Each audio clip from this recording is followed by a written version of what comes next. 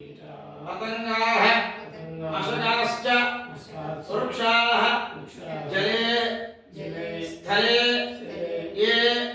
निवसन्ति जीवाः दृष्ट्वा प्रदीपं नजजन्म भागिनः भवन्त्यत्वं स्वपदाहि विप्राः आकाश दीपाराधन मुहूर्त शुमुहूर्त अस्तु दामोदराय नभसि तुलायां डोलया सह प्रदीपन्ते प्रदास्यामि नमो अनन्ताय